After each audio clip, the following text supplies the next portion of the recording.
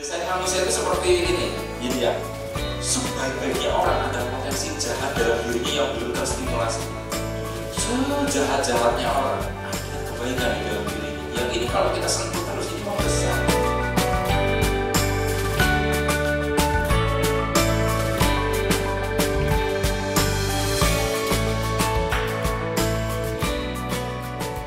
Assalamualaikum warahmatullahi wabarakatuh. Jumpa lagi kita berjumpa dengan saya Arif Rahutomo atau Arif RH dalam rekaman video iseng reborn.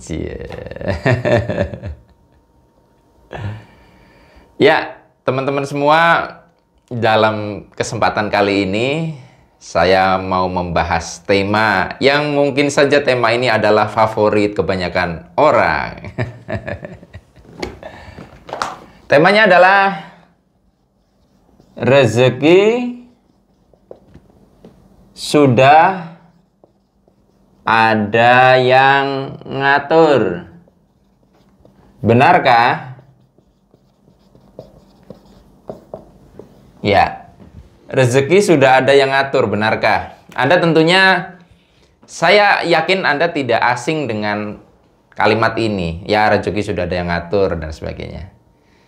Tapi pertanyaannya, kalau kita mau menggali itu, rezeki sudah ada yang ngatur itu, apakah berarti Anda sekarang misalnya kesulitan keuangan itu juga memang karena bagian dari kalimat ini, ya memang diaturnya Anda suruh kesulitan keuangan, atau maknanya tidak demikian, ya. Kalau saya sih terus terang memaknainya bahwa yang namanya rezeki sudah ada yang ngatur, itu tidak berdiri sendiri kalimat itu, tetapi kalimat itu masih ada kalimat-kalimat penopangnya. Yang pertama adalah rezeki sudah ada yang ngatur, tapi ada kalimat lanjutannya contohnya, tapi Andanya mau diatur tidak? Nah, gitu. Misalnya, jadi rezeki sudah ada yang ngatur. Nah, kalimat penopang pertamanya adalah mau diatur nggak? Apakah Anda mau diatur sama yang ngatur rezeki ini? Ya, yang kedua, tahu aturannya nggak? Ya. Kemudian setelah tahu aturannya, apakah Anda memainkan ya atau bermain dalam peraturan itu? Maksudnya gimana ya? Ya kayak Anda dalam bermain sepak bola itu mematuhi aturan itu, bermain mengikuti peraturannya. Ya. Bermain dengan aturan. Tapi ini bukan berarti terus Anda jadi kayak mensiasati aturan seperti orang yang memahami hukum lalu memanfaatkan celah hukum. Bukan itu maksudnya. Jadi banyak orang ya yang mengatakan rezeki sudah ada yang ngatur dan mereka mengalami kesulitan dalam hal rezeki. Sekali lagi rezeki saya sempitkan selalu ke materi ya, karena biar nggak terlalu luas. Itu orang yang kehidupan rezekinya seret dan sebagainya, itu pertama mereka biasanya nggak mau diatur. Ya, nggak mau diatur itu berarti mereka tidak mau mengikuti apa yang dianjurkan sebagai syarat supaya aturan rezeki ini menjadi yang terbaik untuk mereka. Nah, yang lebih parah lagi, kebanyakan orang itu tidak tahu aturannya. Anda tahu nggak sih aturannya? Bagaimana supaya rezeki itu lancar atau tidak lancar itu Anda tahu nggak? Jadi, selama ini misalkan Anda mengalami naik turun, mengalami omset besar, omset kecil, dan sebagainya, Anda sudah memahami belum ada aturan-aturan di situ? Yang bisa saja aturan itu tidak eksplisit disampaikan, tetapi Anda harus membacanya dengan jeli dari pola-pola kehidupan Anda sendiri. Yang itu nanti menjadi acuan bagaimana Anda bermain supaya rezeki sudah ada yang ngatur ini adalah menghadirkan kita pada sebuah keadaan rezeki yang paling baik.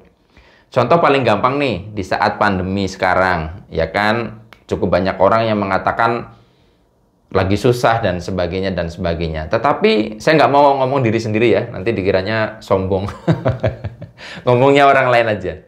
Jadi saya tuh punya banyak teman yang justru malah omsetnya meledak ya, penghasilannya malah naik, malah membeli laptop baru, malah membeli sesuatu yang nilainya nggak murah dan sebagainya. Mereka seperti tidak terdampak oleh resesi. Nah, saya mengamati banyak kesamaan dari mereka yang akhirnya meyakinkan saya bahwa mereka tuh mau diatur, tahu aturannya dan bermain dengan baik mengikuti aturan itu. Yang pertama ya, kalau Anda mau tahu ya, teman-teman saya yang fenomena rezekinya bagus itu walaupun saat pandemi adalah saya amati bagaimana mereka bermedsos dan sebagainya. Itu jarang yang menyalah-nyalahkan pemerintah. Jarang yang ruwet urusan politik. Beneran. Itu teman-teman saya ya. Jarang sekali, hampir nggak ada bahkan itu. Hampir nggak ada. Kalaupun ada yang dia sempat mengalami sebuah keberangkrutan ya karena dampak pandemi, tapi langsung dia bisa mencari sumber-sumber penghasilan lain yang akhirnya bagus juga. Bisa menemukan ide-ide baru yang akhirnya bisa menjadi jalan pemasukan.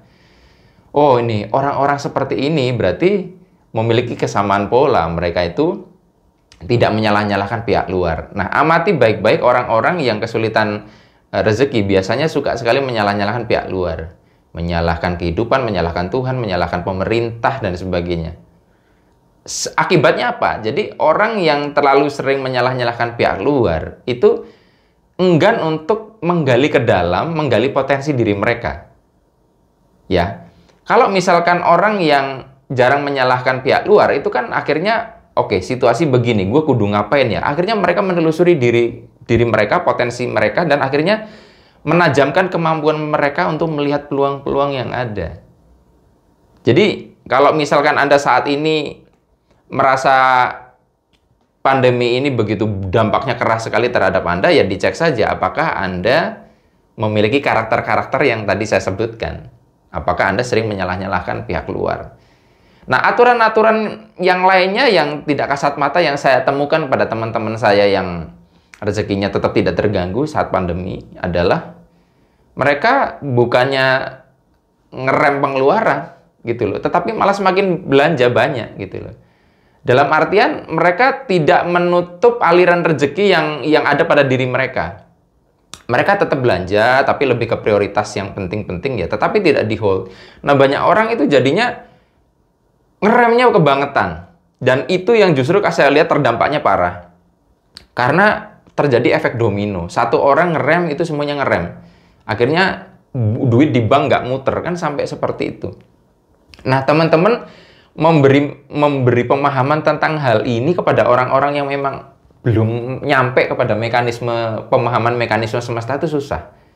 Ya, coba saya udah bolak-balik bilang kan kepada Anda, cobalah Anda membesarkan kemampuan untuk berbagi ya. Anda biasanya cari yang gratisan, ngirit-ngirit, apa yang dianggap mahal sedikit dijauhi.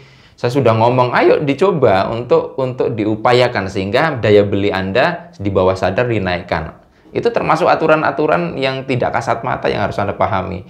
Tapi saya yakin sampai video saya yang kesekian ratus ini, bahkan Anda enggan sekali untuk mengeluarkan uang yang dari dulu segitu aja. Anda tetap ngerem terus gitu loh. Ngerem terus. Ya, gratisan mulu gitu loh maunya. Sulit. Makanya saya bilang kadang ada orang-orang yang memang sudah belajar dan tahu macam-macam gitu dan rezekinya tetap seret itu karena untuk mengubah mental dari karakter macet rezeki ke lancar rezeki itu sulit banget. Memang kadang belum waktunya. Ya, saya udah ngomong kayak gini, bahkan kadang ada agak pedes aja tuh. Anda tuh tetap hanya ya gitu, tapi tidak dilakukan. Tetap aja tuh direm-rem itu. Ah mahal, udah susah. Nah, sekarang Anda perhatikan orang-orang yang rezekinya tetap lancar aja di masa pandemi, bahkan mereka bisa bahkan melipat gandakan itu lebih banyak dari sebelumnya. Pasti akan Anda temukan hal-hal yang saya sampaikan tadi, dan mungkin bisa saja banyak hal yang tidak saya sampaikan pada diri mereka. Jadi teman-teman, sebagai penutup, saya ingin sampaikan, rezeki memang sudah ada yang ngatur. Pertanyaannya, apakah Anda mau diatur? Apakah Anda tahu aturannya? Dan apakah bermain dalam kehidupan ini sesuai dengan aturan tadi? Mudah-mudahan bermanfaat. Sampai ketemu lagi dalam rekaman video Iseng Reborn yang selanjutnya. Saya akhiri, billahi taufiq wal hidayah. Wassalamualaikum warahmatullahi wabarakatuh. See you.